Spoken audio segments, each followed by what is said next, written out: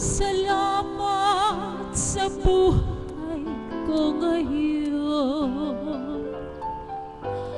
Kung hindi sa'yo ay walang matatamo ang mga pagsusumikap ko. Kaya sa bawat sandali sa iyo ako'y nagpupuri dahil sa iyong kabutihang aking nakamtan ang pangarap kong tagumpay. Salamat sa iyo, Panginoon. Salamat sa nakawan ko ngayon. At kailanman sa iyo ay hindi nabibitaw ang buhay ko. Ikaw ang siyang nagbigay. Salamat sa iyo, Divine Mercy. Salamat sa iyo, kinalugtan. At kailanman sa iyo ay hindi naliligaw ang buhay ko. Ikaw ang siyang tanglahan.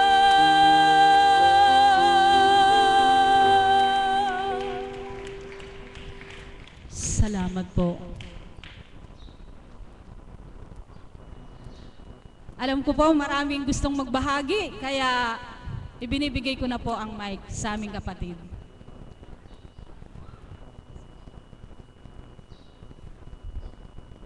Maraming salamat po, mahal na kapatid.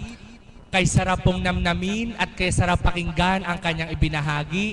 Salamat sa iyo, Panginoon. Nawa po sa ating mga buhay, kung ano man po ang ating tinataglay at kung ano man po ang ating nakakamtan, huwag po nating kaliligtaan na sambitin. Salamat sa iyo, Panginoon. Kung ano ka ngayon at kung sino ka ngayon, kung anong nakamtan mo ngayon at kung anong taglay mo ngayon, hindi sa iyo yan. Yan ay bigay ng Diyos sa iyo. Kaya dapat sa bawat araw pagmulat ng mata, salamat sa iyo, Panginoon. Palakpakan po natin ang ating Panginoon. Ngayon naman po, isa naman pong tagasunod ang aking ipagkakaloob sa inyo na mula pa po sa dako ng Ilocos Sur, kung papaano po sila po ang pinagmimisyonan sa dako ng Ilocos Sur, kung papaano po nagkaroon po ng kaganapan sa kanilang pamilya na ang kanila pong ina ay pumanaw, subalit hindi ito ang naging hadlang upang tumugot sila sa pananalig at pananampalataya. Kaya't ipinagkakaloob ko po sa inyo, palakpakan po natin ang ating Diyos na buhay para sa kapatid po naming si Samboy ng Ilocos Sur.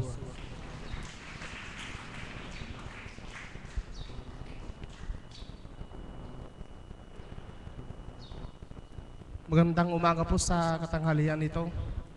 Ako po ay isang anak ng kapitan doon sa amin nung nagmi-mission sila, mahal na po.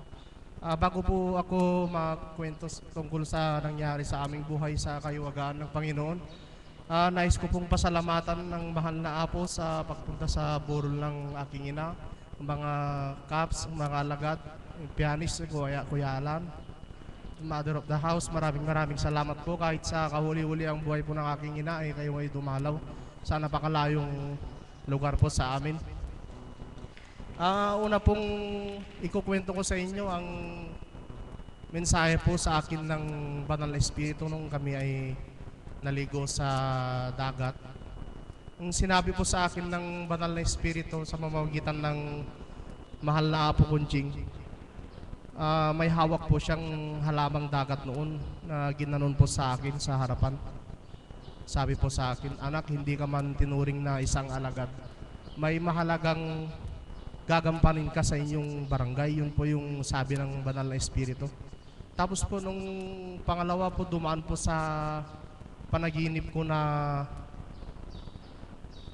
kasalubong ko daw po yung rebulto ng Divine Mercy sa pinagpaparkingan ng sasakyan ni Tito Romy. Inahawakan ko po yung kanyang mga kamay tapos umiiyak po ako. Tapos po nung yung pangatlo po na mangyayari po, last term na po ng aking ama sa aming barangay. Tapos po yung pang-apat na nangyari po sa aming buhay, meron po akong dumaan po sa panaginip. Meron daw po akong kinakargang batang babae na nakalagay dito sa aking balikat po sa nung araw po ng Huwebes Santo, itinakbo po sa ospital ng aking ina. Naramdam ko po na nahihirapan siya, tumayo siya sa rocking chair. Tapos nandun po ako, lumapit ako sa kanya, maraming tao sa paligid niya. Sabi ko sa kanya, umupo ako sa rocking chair. Ina, ano muna sa akin yung mga lahat ng sakit mo, mas malakas ako na hahawak sa sakit mo, sabi ko. Tinitigan niya lang ako ng ganyan, tapos huwag kang umupo dyan, sabi niya. Umalis agad ako, tapos umupo na bigla sa rocking chair, tapos biglang tumayo. Parang nahihirapan siyang huminga. Tapos po tinawag ko po yung ama ko na idalhin na lang po sa ospital kasi hindi na po na makakahinga. Pagdating po sa ospital, kinuhanan ng ECG pero hindi po tumalab yung ECG kasi malakas po yung tibok ng puso niya. Pagkatapos po ng alas 2 po yata, alas 2:58 yata ng madaling araw ng Biyernes, bigla na lang daw po sinabi sa asawa ko na, anak, patayuhin mo ako, tulungan mo akong tumayo. Tapos po pagdating po ng alas 3, aray, sabi daw ng nanay ko. Tapos tinignan po ng asawa ko yung mga mata niya, wala na pong buhay. Sinubukan pa po i-pump ng doktor pero wala na po talaga. Nung nalaman ko po yun na wala na siyang buhay, talagang umiyak na po ako. Tapos pumunta po ako sa maliit na dambana namin, binuksan ko, tapos hinawakan ko po yung dalawang kamay ni Divine Mercy, yung rebulto po doon. Sinabi ko po sa kanya na patawarin mo po kami kasi po nagdarasal mag-isa ng inang namin dyan, nagdarasal rin po kami kasi kaso nasa labas lang ako. Sinabi ko po sa kanya na nagdarasal ang inang namin, nandyan lang kami pa lakad-lakad sa harapan mo, patawarin mo po kami, ganun umiyak po ako. Na ano po ko sa panaginip ko na nangyari po yung sa panaginip ko to kako, sinabi ko sa sarili ko na nangyari na sa panaginip ko yung nangyari sa inang ko. Tapos nandun po yung sinabi ng Banal na Espiritu sa akin na, kasi po sabi ng tatay ko, kung sakaling maglalast term ako, yung nanay muna yung ipapalit natin sa akin, sabi niya. Naaalala ko po bigla yung mensahe ng Banal na Espiritu na ikaw yung papalit sa tatay mo, ikaw yung may mahalaga kang gagampanin, ganun po pala yung nangyari. Pinagbuklod-buklod ko po yung lahat, ganun po pala yung mangyayari, mawawala po pala yung nanay ko, kaya ako yung napagsabihan ng Banal na Espiritu na ako yung may mahalagang gagampanin sa aming barangay. Tapos po nung kinaumagahan po yun, naramdaman ko po yung karamdaman ng nanay ko, nanigas po yung dito sa tiyan ko, tapos nanginginig po yung lahat ng katawan ko. Itinakbo po ako sa ospital, akala ko hindi na po ako aabot. May nakuha po akong tubig sa ELF. Inaplos ko po yun, tulungan mo ako Panginoon. Sa awa po ng Diyos, nakarating ako sa ospital ng medyo ninenervyos pa rin po, pero sa awa ng Diyos, naka-recover po ako. Tapos pagdating po, pag-uwi ko dun sa burol ng inay ko, umiyak po ako doon. Tapos sinabi ko, Nay, bakit gano'n? Hindi mo pa nakita yung magiging anak ko, sabi ko sa kanya. Tapos po, nung makalipas po ang isang araw, sinumpong ulit yung... Ngayon ko lang po naramdaman yun sa buong buhay ko, yung gano'n na parang yung mga nararamdaman niya po, sumapi po sa akin. Nagpapasalamat po ko kila Tita Mayet, Tito Romy, sila Tita Charit at Siyang. Sila po yung gumabay sa akin para ipaliwanag kung ano talaga ang kahulugan ng buhay. Lahat pala ng tao ay namamatay din, dumadaras ng una-unahan lang po. Kaya naiintindihan ko po na ang lahat. Hinaplos po nila ako ng maligamgam na tubig. Tapos po, marami pong sinasabi sa akin si Tita Mayet na mga pangyayari sa buhay, pagbabago at mga ano. Dinulog ko po talaga sa ama na sana madalaw po sila, na madalaw po yung nanay ko kasi yun po yung minimithi niya bago po mamatay. Ang pumunta po ang mahal na apo kong doon at mga kasama nila. Yun po nagkakatotoo po, dumating po sila ng bago po ilibing si ng nanay ko. Dumating po sila kasama po ng mga alagad. Maraming salamat po sa pagdalo ninyo doon kahit sandaling oras lang po kayo na nagpunta doon. Nagpapasalamat po kami sa pagdalaw niyo doon sa libing sa burol ng aking ina. Ang masasabi ko lang po kahit ganun pa man nangyari, hindi na po kami nagtatampo na sa Panginoon. Pinagpapatuloy po namin yung naumpisahan ng aming ina. Maraming salamat.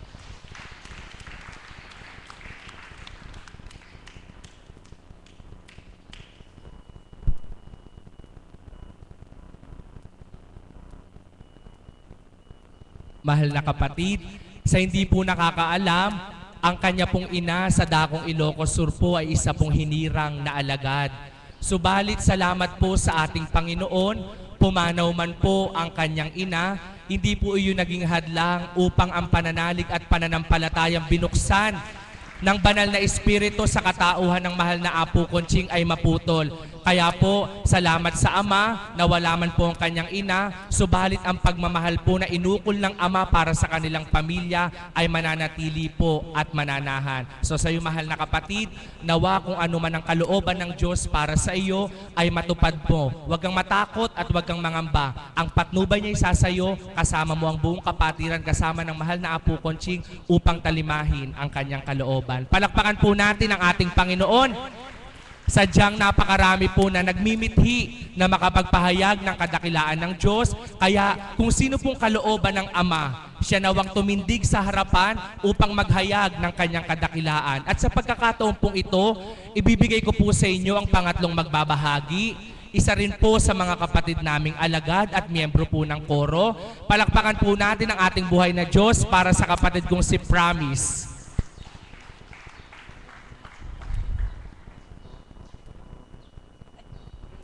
Purihin ng Diyos.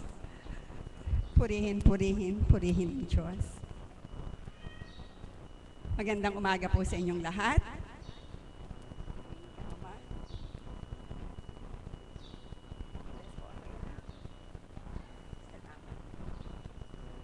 Buhay po ba ang Diyos?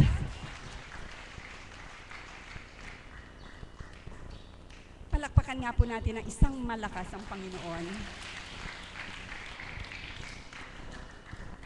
Alam niyo po mga kapatid, bihirang-bihira po akong mag-volunteer na tumayo upang magbigay daan dun sa ibang gustong magbahagi. Subalit, parang hindi ko po mapapalampas ang araw na ito na hindi tumayo sa gitna ng dambanang ito upang magpuri at magpasalamat sa Panginoon. Sa sandali pong ito, samahan niyo po akong magpuri at magpasalamat sa Diyos na buhay.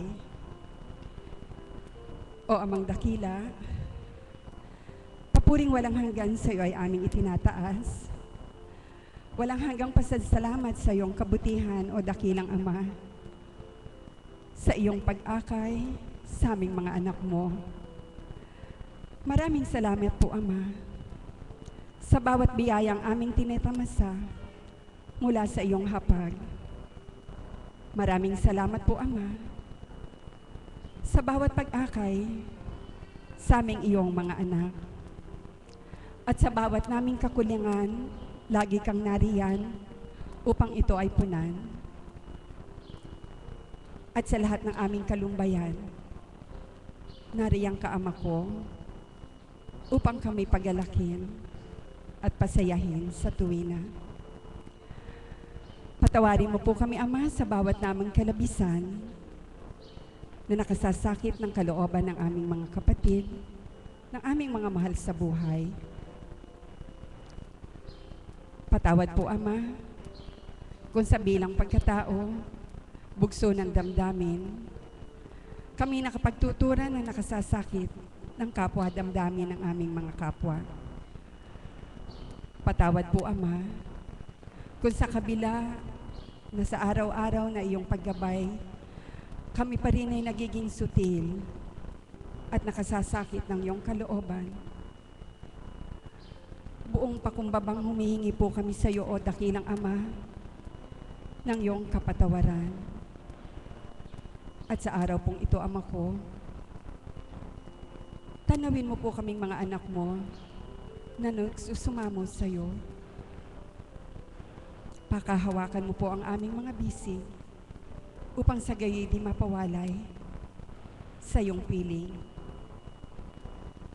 Pakadamahin mo po, Ama, ang aming pagsusumamo na maging karapat-dapat sa iyong kalooban.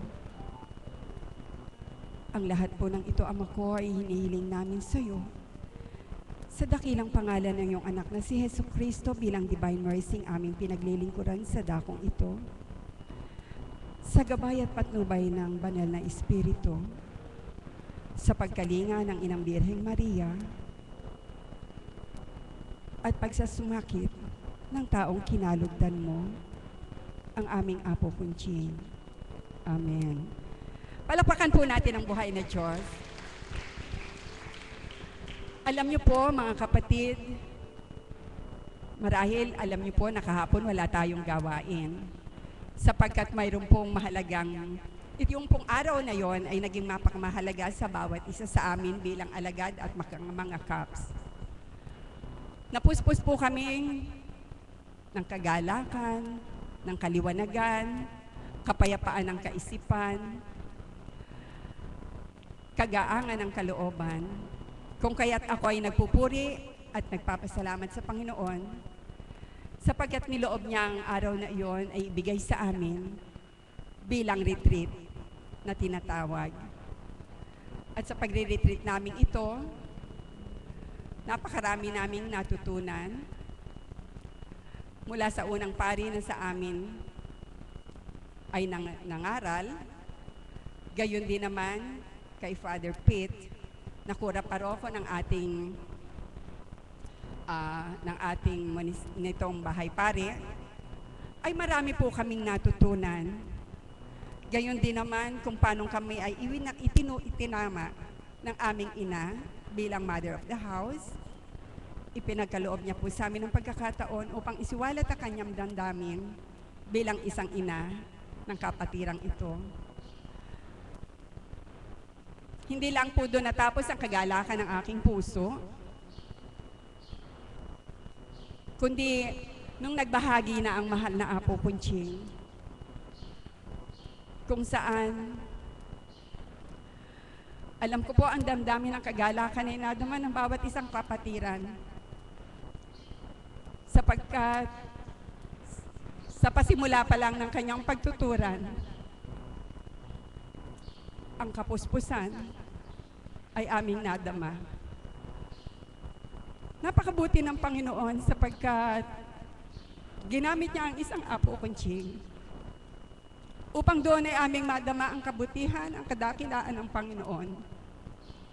Kung paanong sa tuwinang kami kanyang inaakay, kung paanong sa tuwina kami ay kanyang itinutuwid, kung paanong ipinakita niya nagbagamat siya ay hindi natin nakikita, nadarama, nahahaplos, nahihipo, nakakausap ang banal na Espiritu. Subalit salamat sa Panginoon sapagkat sa katauhan ng kanyang kinalugdan ang aming mahal na Apo Kunching. Siya'y aming nadinig, natuwiran. Palakpakan po natin ang buhay ng Diyos.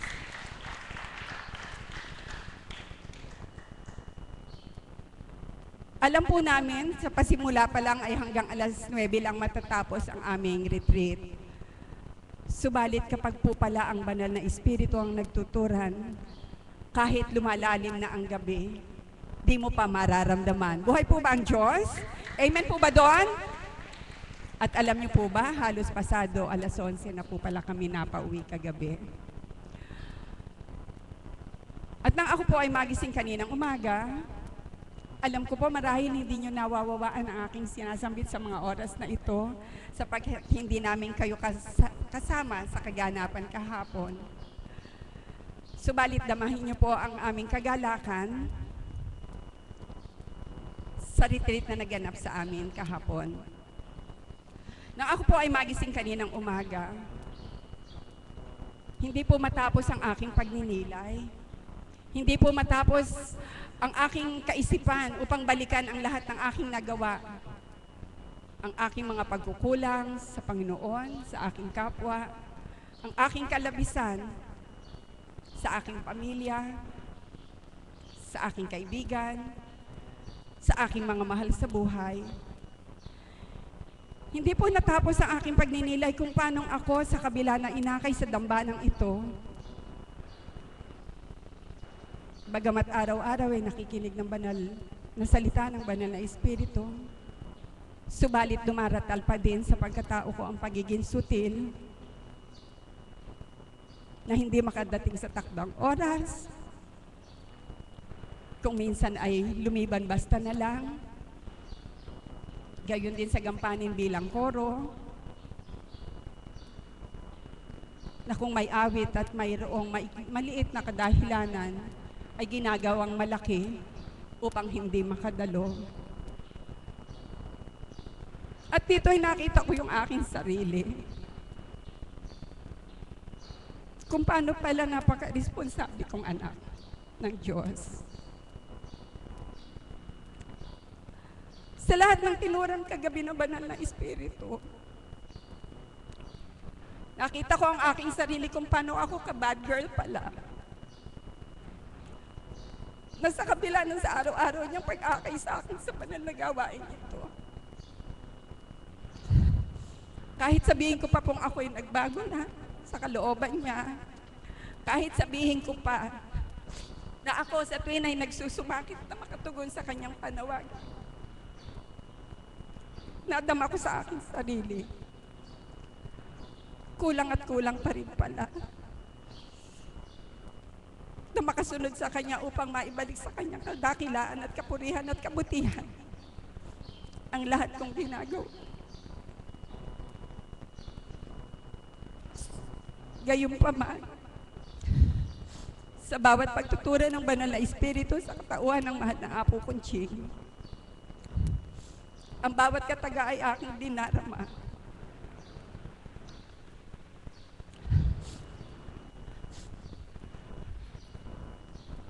Ninanamnam ko ang bawat kataga. Sapagkat para sa akin, hindi bilang Constancia ang nagtuturan, kundi ang Diyos na buhay. Palakpakan po natin ang buhay ng Diyos.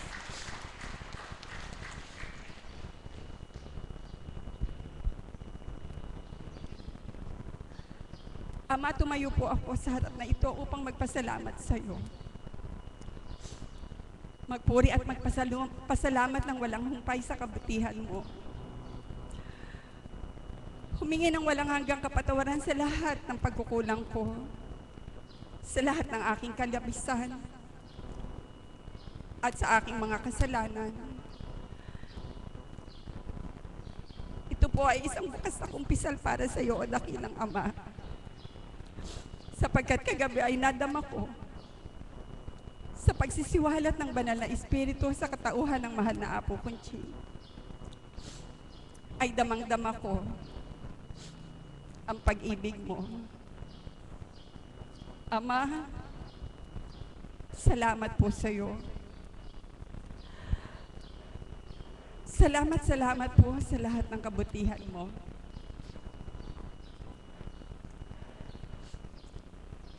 At dumudulog po ako sa iyo ng buong kababaan.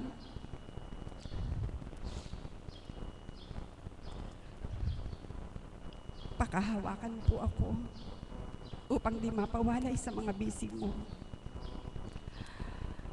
Patuloy mo pong humingningin ang ilawang sa aking kaloob mo. Ang gabay mo patnubay ay walang pagod mong ipagkaloob sa akin, sa amin, bilang mahal na anak mo. Amen. Salamat po.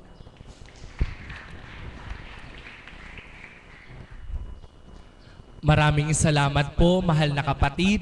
Tunay nga pong papuri at pasasalamat sa ating dakilang Ama, Anak at Espiritu Santo sa isa pong espesyal na kaganapan sa buhay ng mga alagad at CAPS na hinirang ng banal na Espiritu kasama ng mga koro at ng IT team kahapon po sa nagdaang retreat. Bilang alagad po, ang kaganapan pong yaon ay isa sa masasabi kong pinaka-espesyal na kaganapan sa buhay ko at sa buhay ng mga hinirang. Doon po namin naramdaman na tayo po palang lahat, gayon din po ang lahat ng mga alagad na hinirang ay tunay na mahal, mahalaga, mahal na mahal ng ating Panginoon. Palakpakan po natin ang ating Panginoon. Meron na po bang inaantok? Meron na po bang inaantok? Pag kayo po'y inantok, bahala po kayo. Pag kayo po'y gising, magiging masaya po kayo. Amen po ba? Ang susunod ko pong tatawagin ay isa rin pong koro.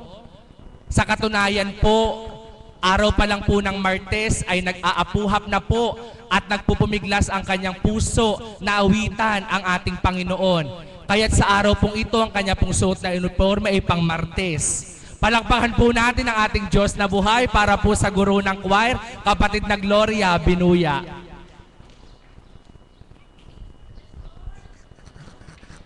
Maraming salamat po, kapatid na Berhel. Tama nga po, pang Martes.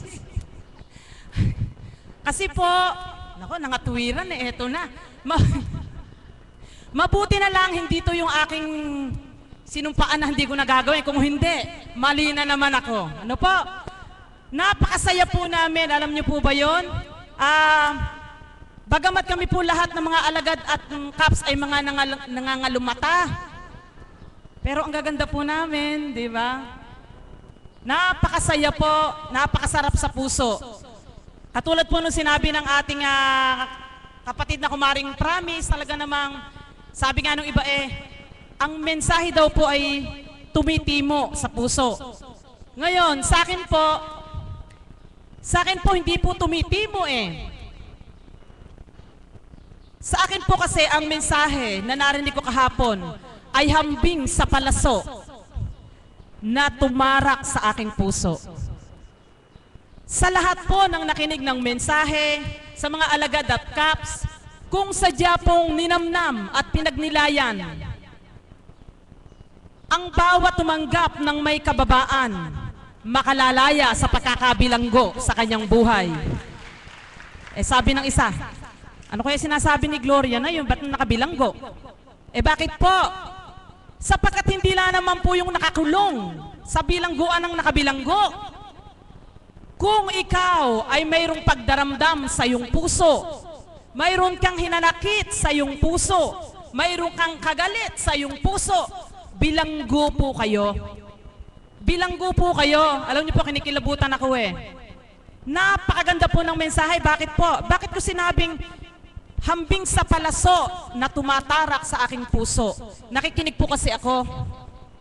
Ang bawat mensahe po kasi, hindi ko pwedeng sabihin na, yung mensahe na yun para kay kapatid na Promise yun Yung mensahe na yun para kay kapatid na Marisa yun Yung mensahe ni Apo na yun para kay kapatid na Lando. Hindi mo po pwedeng ganon. Kailangan kung ikaw ay nakikinig ng mensahe, iangkop mo sa iyong buhay. Huwag mo sabihin na, ewan ko nga ba, sa kanya yun Huwag po natin takasan yung salita ng Diyos. Sapagkat yan po ay para sa ating lahat na ibinabahagi ng banal na Espiritu sa katauhan ng mahal na Apo. Sa atin pong lahat yan. Bakit po ba? Di po ba tayo ganito? Ugali natin to Ito yung ating kahinaan Minsan nakapag-uusga tayo, di natin alam. Totoo po ba hindi? Minsan nakapag-uusga tayo sa kapwa natin, di naman natin alam yun kasi kung minsan akala natin nakapagsalita lang tayo ng parang, yun ang ano natin, yung wala tayong Hindi po.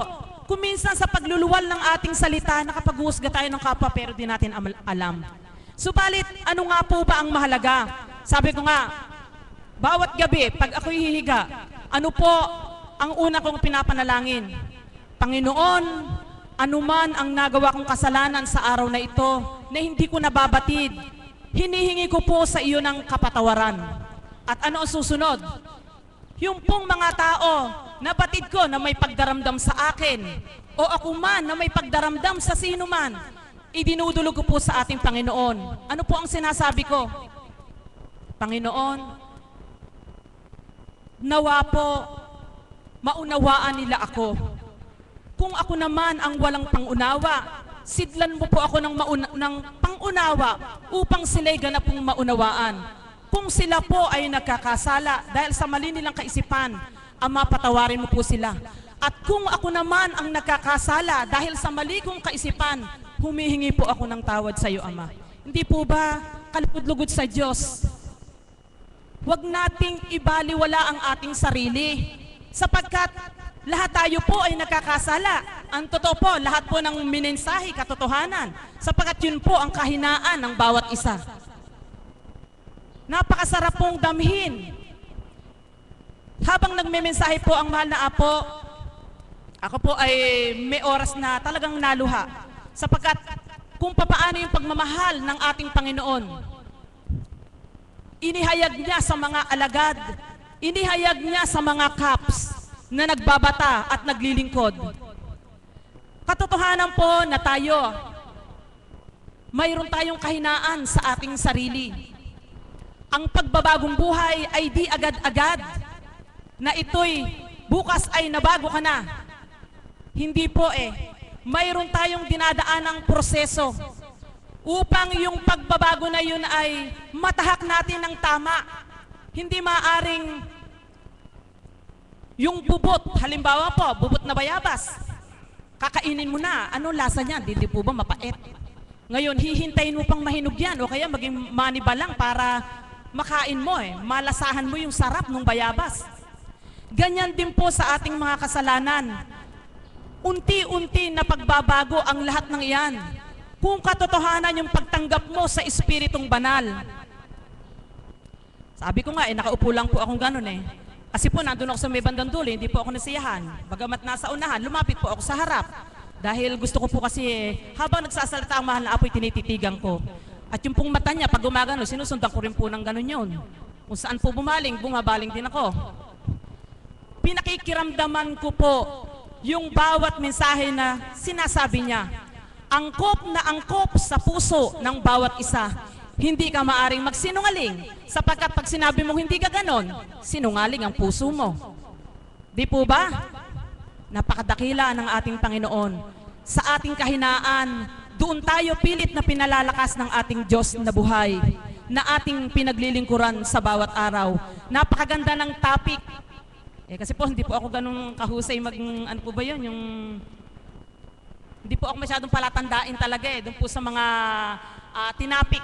Pero isa lang po ang sasabihin ko, napakaganda. Wala pong oras na nasayang sa bawat pagkakaupo namin. Masaya kami sa simple at payak na pagkain. Masaya kami nakikinig ng mga mensahe na sabi nga sa kanila tumitimo, sa akin hindi po timo ang tawag doon. Parang palasok. Tinira ng malayo tapos swak. Ganun po sa akin. Yun po ang sa akin na pagtanggap ko.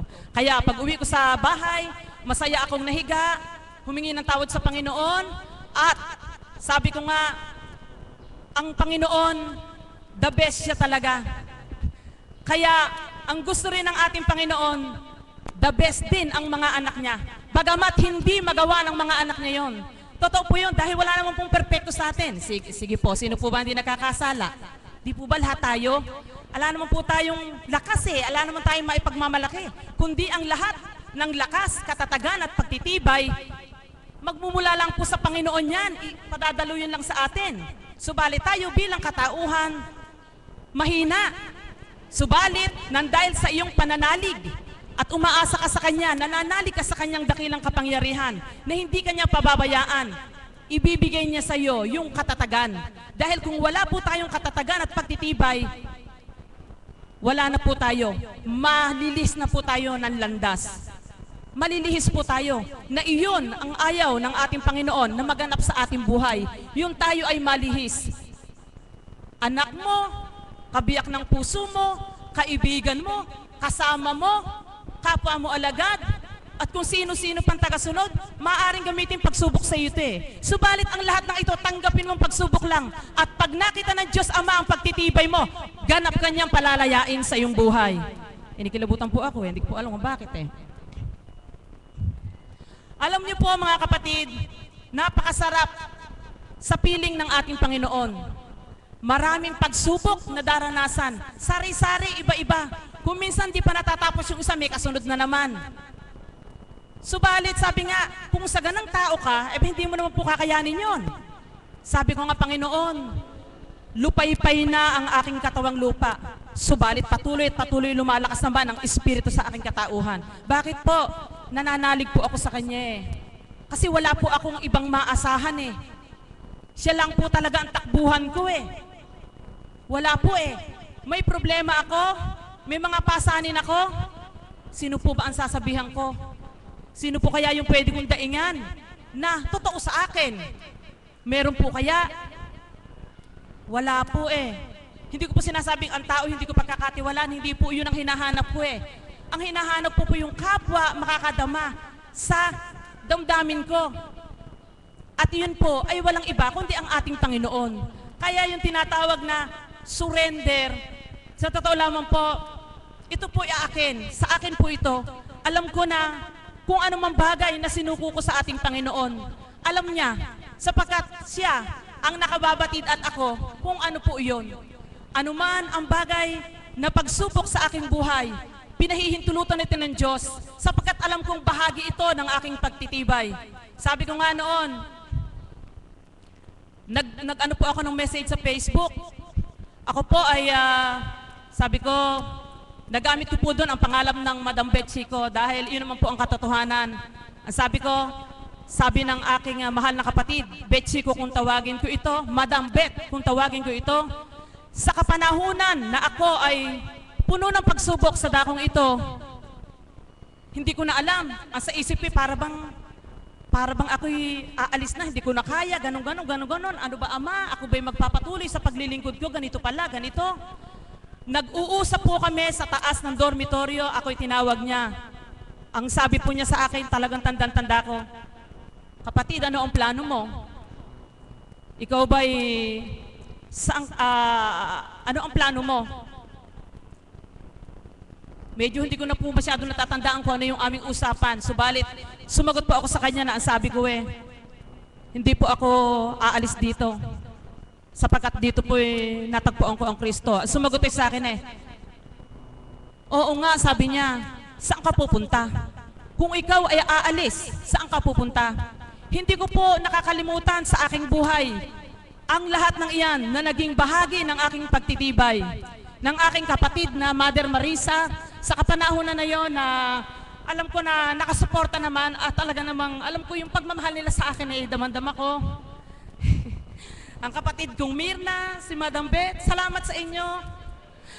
Lalo na po yung aking shepherd, kapatid na Marina, talaga namang maging sila po ginamit sa akin talagang pagsubok. Totoo po yun, hindi ko maaring pasinungalingan sapagkat katotohanan. Ginamit sila sa aking pagsubok. Sila, yung pinili ng ating Panginoon upang subukan yung aking katatagan.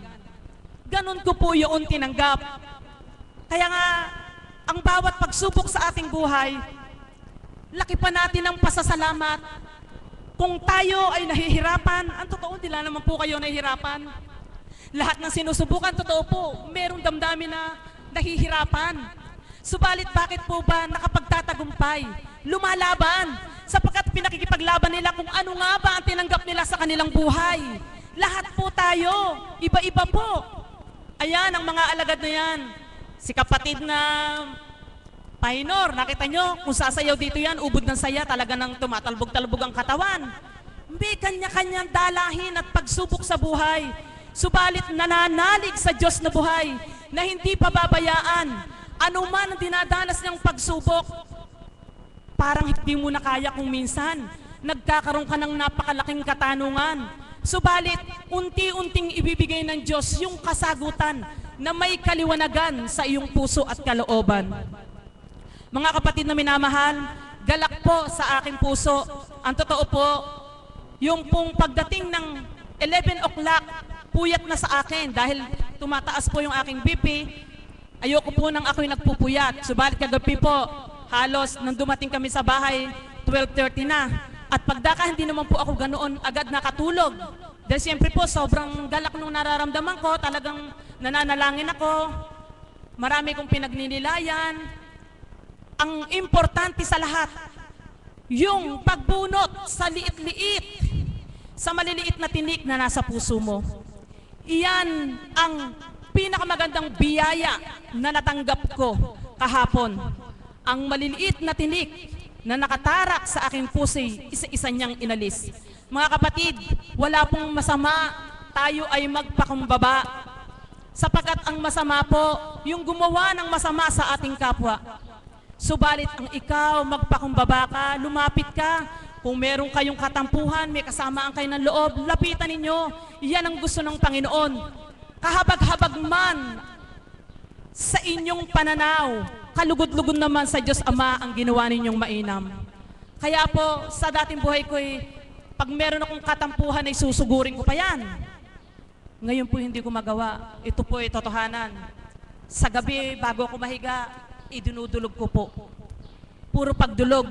Maging kami, lahat na naririto, sapagkat yan ang turo ng banal na Espiritu. Anumang bagay na hindi gusto ng katauhan mo, anumang bagay na hindi gusto ng puso mong nagaganap sa iyo, idulog mo sa Panginoon, sapagkat ang Diyos naman, di po ba, ang Diyos naman ay makatarungan. Siya ang magbibigay ng kaliwanagan sa ating buhay. Kaya po, unang-una, sabi ko, salamat sa ating Panginoon.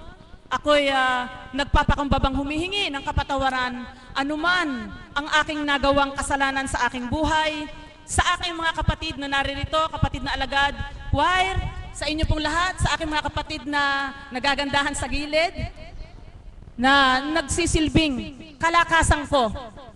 Ganyan dapat maging matatag tayo, bagamat nanghihinaan, bangon pa rin, at tayo ay lumaban. Ngayon po, napahaba yata, hihinga muna ako. Ngayon po, binabati ko po yung aking mga kaibigan. Ito na naman si Bate. Yung pong aking mga friends na lagi po na naka-Facebook ko, salamat po sa inyong panunood. Unahin ko na po si Miss Catherine Chico Lee, si Abby, si Donna sa London, si Tito Out, Tito Dante, Tita Irene, Jess Espanyol, mga kaibigan natin sa ibang bansa sa Japan. Tita Peli, magandang umaga po. Nais ko pong iparinig sa inyo ang awit pong ito.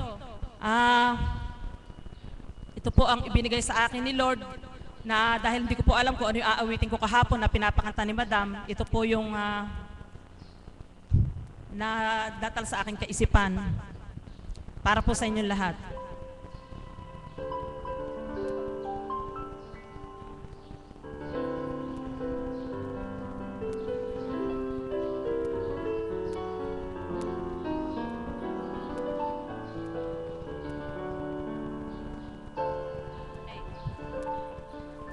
Dahil may Diyos Ama, walang dapat ipangamba. Puso mong nalulumbay tuwi na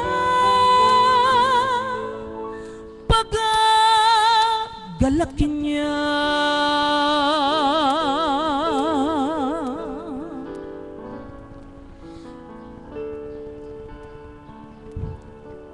Dahil may Diyos,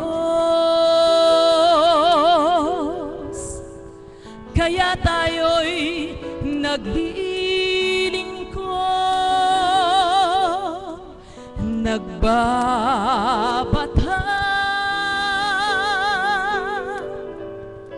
Hirap ay di alintana, puno man ng dusa, puso may nag-aalala, papawiin nga niya.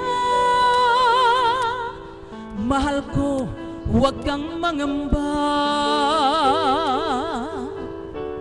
Dahil may Diyos Ama,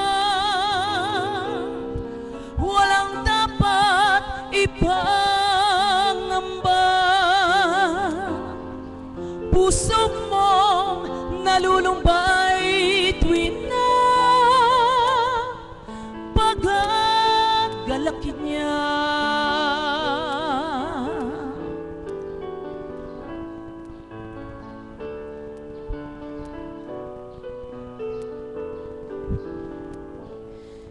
Dahil kay Kristo, kaya kami naririto sa pag-aakay mo, banal na Espiritu. Sa tuwing nalanda, akayin kaming totoo, upang wag mawalay sa'yo, O Diyos Ama ko. Sa aming sala, kami patawarin mo. Kami mga lingkod mo, may kahinaang totoo. Ama, liripin mo laman ng puso naming ito, sa kaibuturan nito. Ikaw, Kristo'y naririto.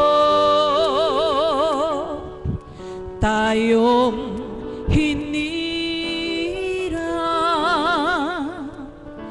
ng Espiritong Banal, nag-aalay na tuwiran.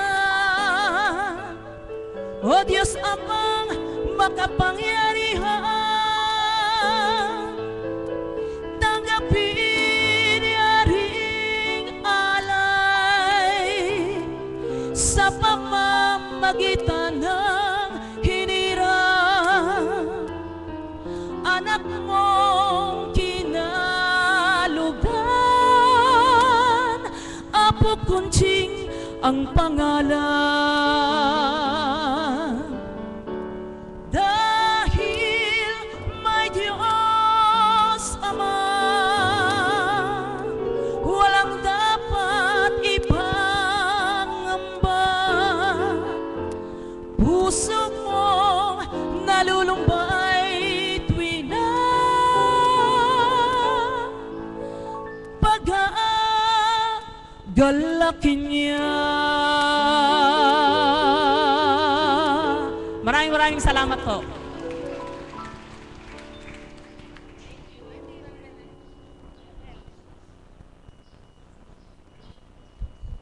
Maraming salamat po, mahal na kapatid, sa iyo pong pagbabahagi at awit na ipinagkaloob para sa ating Panginoon. Isa lamang po ang aking tinandaan sa kanyang pagbabahagi. Kapag daw po tayo ay nakikinig ng mensahe ng Banal na Espiritu sa katauhan ng mahal na Apo Kunching, huwag mo daw sabihin na kapag narinig mo yon, halimbawa po, kapag nakakita ka ng kapwa mo na hindi ka akma-akma ang suot ay ichichismis mo. Kapag may kilala kang ganun, wag mo po sabihin sa isip mo na, siya yun na, si ano yun na, si ano yun na. Wag daw po. Kundi kapag nakarinig tayo ng aral ng Banal na Espiritu, ang una po nating suriin, ako yata yun na, ako yun na, gawa ko yun na. Kapag ganun po ang ating ginawa at tayo'y tumanggap na lubha, di natin namamalayan na babago ang ating puso at kaisipan. Palakpakan po natin ang ating Panginoon. Isa lamang pong paalala at paanyaya, bukas po ay unang linggo ng buwan ng Mayo. Ang buong Kapatirang Divine Mercy po ang naatasang mga siwa sa banal na misa sa ating pong parokya sa Bahay Pare sa ganap po na alas 6 ng umaga. Malugod pong inaanyayahan ng lahat. At isa pa pong paanyaya, sa lahat po ng mga naririto at sa mga Kapatirang Divine Mercy po, sa inyo, kung kayo po'y mayroong anak, apo, pamangkin, alaga, o mga kakilalang bata, ipagbigay alam nyo po sa kanila na magkakaroon po ng Bible study dito po sa ating dambana. Sila po ay malugod na inaanyayahan at ito po ay magsisimula sa Webis po, May 8 sa ganap po na 5 ng hapon. Inuulit ko po sa lahat po ng mga bata ng Kapatirang Divine Mercy, kung may kakilala po kayo, ipagbigay alam nyo po na sila po'y malugod na inaanyayahan sa Bible study dito po sa dambana na magsisimula po sa Webes. Sa mga karagdagan pong tanong, makipag-ugnayan po kayo sa akin at kay kapatid na Flor. Maraming salamat po. Ang susunod ko pong ipagkakaloob sa inyo upang magbahagi, siyempre po, ang amin pong Mother of the House upang isiwalat at ihayag sa inyo ang kadakilaan ng Diyos na bumabalot sa dambanang ito kung papaanong sa kabila ng kalahat-lahatan siya ay malayang kumikilos sa aming mga buhay dahil sa Diyos na buhay na aming pinaglilingkuran sa pamamagitan ng Espiritong Banal sa katauhan ng kinalugdan. Apo Conching ang pangalan. Palakpakan po natin ang ating buhay na Diyos para sa kanyang pagbabahagi. Salamat po, dakilang Ama, sa isang mapagpalang umagang ito na muli pinagkaloob mo upang maghayag at maghatid ng kadakilaan mo na ginampanan mo sa aming mga buhay bilang mga hinirang sa loob ng maglalabing 3 taon. Sa katawan ng aming mahal na Apo Kunching, ay tunay naming naramdaman na ikaw ay buhay, nagmamahal, lumilingap, at di nagpabaya kailanpaman. Nawa ang lahat ng naririto na inanyayahan mo ay ganap ding makadama, hambing kung paano ang pandama na aming naramdaman upang tuwirang ikaw ay pasalamatan. Amen. Buhay po ba ang Diyos? Purihin, purihin, dakilain ng ating Panginoon. Salamat po sa ating dakilang Ama, sa bawat kaganapan po na ipinagkaloob po sa bawat isa, bilang kami po yung magkakapatid sa Espiritu, sa katauhan ng ating mahal na Apo Kunching. Ang kadakilaan ng ating Panginoon ay pasisimulan ko po sa isang kwento na kung paano ang bawat kaganapan sa bawat araw ay makapagninilay po kayo. Hindi upang sambitin namin sa inyo bilang mga alagad ang salita na para utusan kayo na gawin, kundi maging maaaring gawin nyo rin pagninilay sa inyong mga sarili ang bawat kapahayagan na ibinibigay po ng bawat isa. Bilang isang Mother of the House po, hindi lingid sa inyo, after 23 years, nagkaroon po ako ng alagang bata at yun po ay si Angela. Kilala po ng aking mga kapatid na alagad. At ngayon po ay 4 na taon na po siya.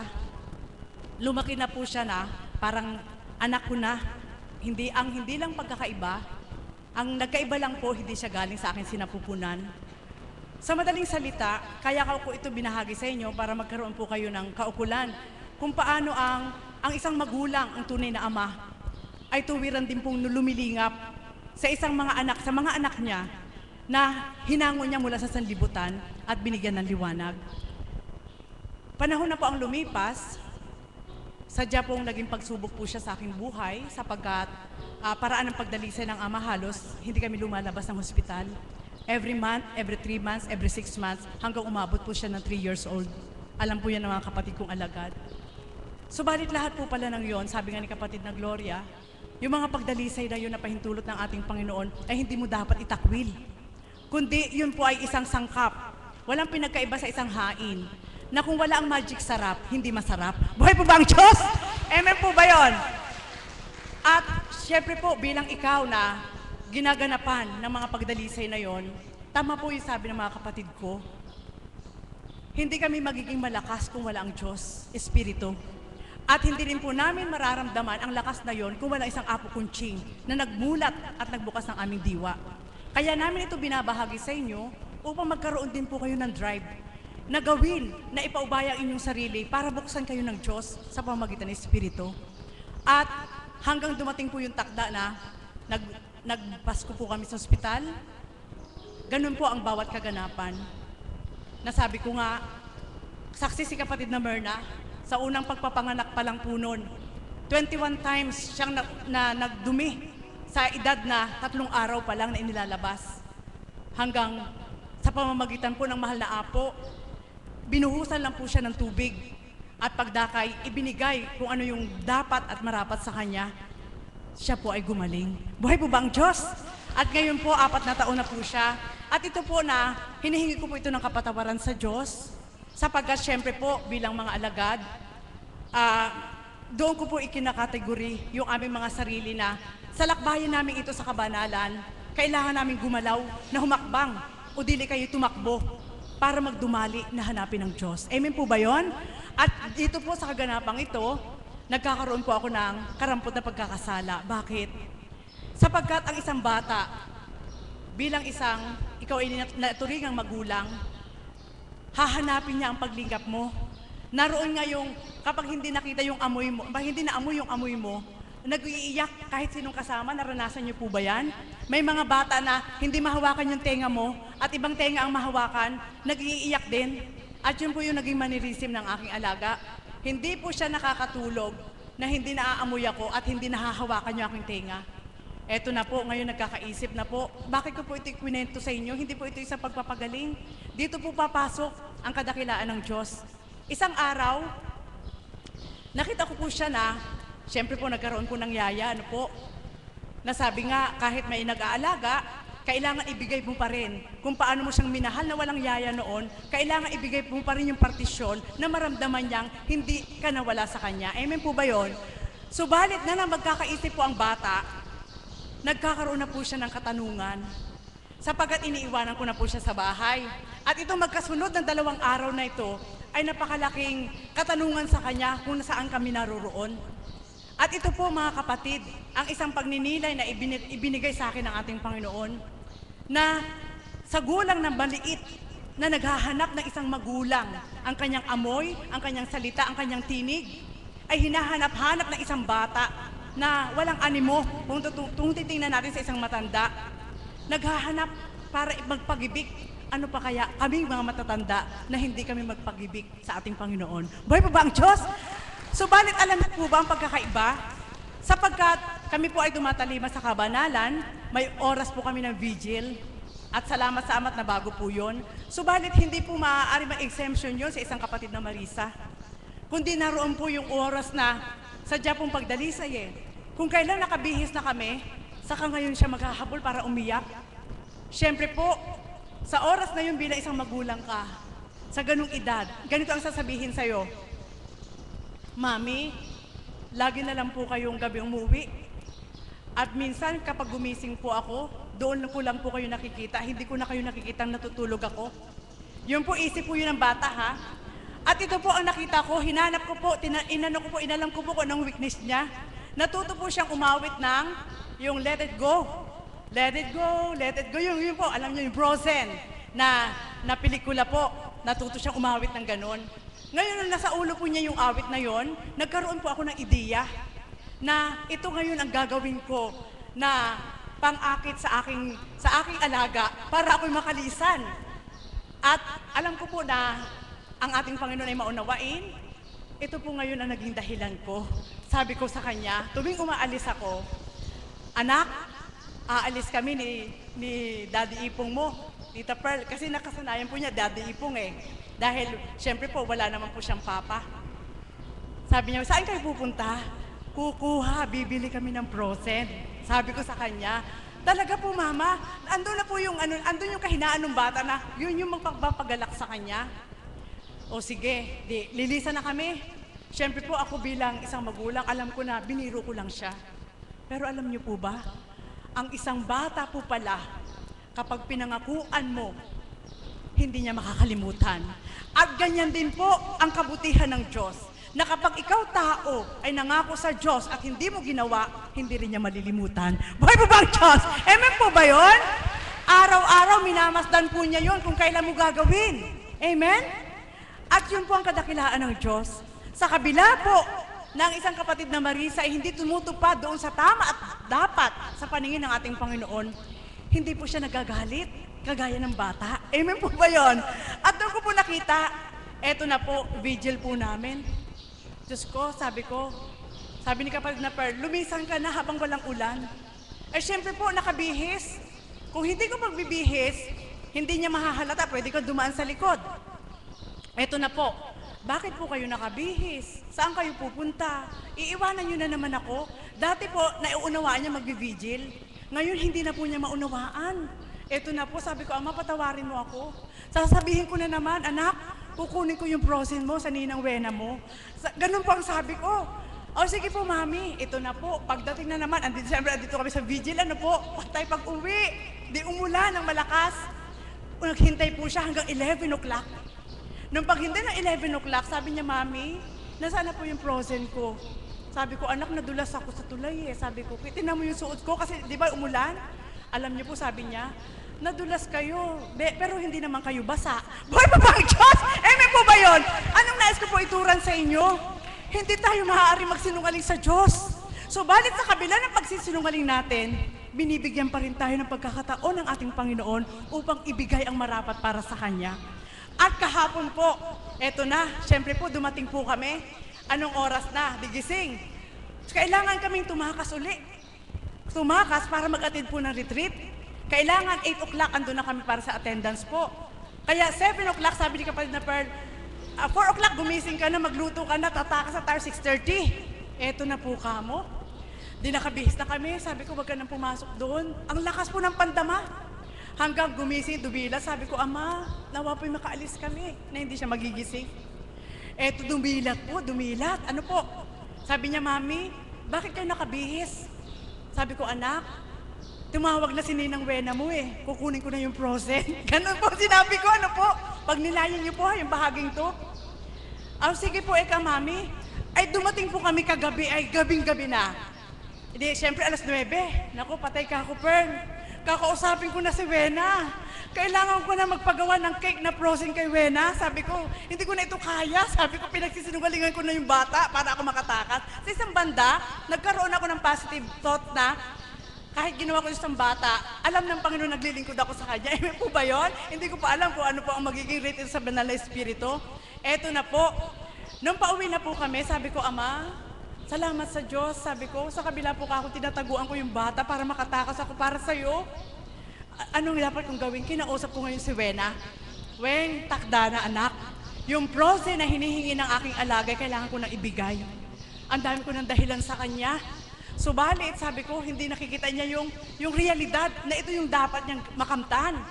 Eto na kamo, pag umuwi namin, unang tinanong si Pearl, dati pong nasaan na yung frozen? Sabi po niyang gano'n, ano po? Ewan ko ba sa mami mo? Siyempre, bilang bata. Sabi ko, anak, sabi po ng Ninang Wena mo, sa Lunes na daw. Totoo na talaga yun. Kasi kako, sabi ko, sa totoo lang wala pa naman nabibili si Wena na, yung ng frozen. Malaking cake yun, lalagyan ng frozen. Pinagawa ko na po talaga. Talaga po, Mami? Opo, hihintayin ko, Mami, sa Lunes. Ngayon, sino naman ang mga bisita mo? Kasi may cake ako, patay na. Boy, papang Diyos! Mga kapatid, bakit ko po ito binahagi sa inyo? Ganyan po ang ating Panginoon sa kanyang kabutihan at kadakilaan. Ano man ang gawin nating dahilan, ibinibigay pa rin niya ang pagkakataon upang pumasok tayo sa realidad na gawin natin ang para sa kanya. Boy, papang Diyos! At doon po, Lunes, yun na po ang realidad na makakamta ng aking alaga, yung frozen. Mga kapatid, bakit ko ito binahagi sa inyo? Simpleng kwento, subalit makapagninilay kayo. Maaaring mahambing kayo sa isang bata, na ang bata ay maaaring pagsinungalingan nyo. Hambing sa ating Panginoon, maaari tayong magtago, magsinungaling. Subalit, huwag niyong kakalimutan, hindi niyo man ginawa ngayon, ang ating Panginoon ay patuloy naghihintay para magbago ka. At yun po, sa pamamagitan ng ating mahal na Apo Kunching, patuloy naghahasik, patuloy nagbabata, upang ganap makadama ang tao, mabuksan, mahugasan, at tuwirang ibigay ang reality kay God na siya'y nagbago. At yan po ang kaganapan. Sa Lunes, kaganapan ng salitang frozen sa aking alaga, at yun po ang kaukulan na kailangang ibigay ko rin sa Diyos ang katotohanan. Walang pinagkaiba sa dakong ito. Ngayon, bukas, maaari natin sabihin, subalit kung magagawa po natin ngayon na, ibigay natin sa Diyos at siya'y magagalak. Muli, magandang umaga po sa inyo lahat. Maraming salamat po, Mother. Isa lamang po muling paalala sa lahat po ng mga Kaps, ang inyo pong buwan ng pagpupulong bukas sa ganap po na ikawalo ng umaga. Sa atin pong lahat, yamang narinig na po natin ang pagbabahagi ng bawat isa sa kahiwagaan at kadakilaan ng Diyos, ang ating pong pinananabikan at pinakahihintay, ang salitang banal na magbibigay ng kahiwagaan sa pamamagitan ng ating minamahal na Apo Conching. Inaanyayahan ko na po ang lahat na magsitayo, maghawak-hawak ng kamay at sama-sama po nating awitin ang Ama namin.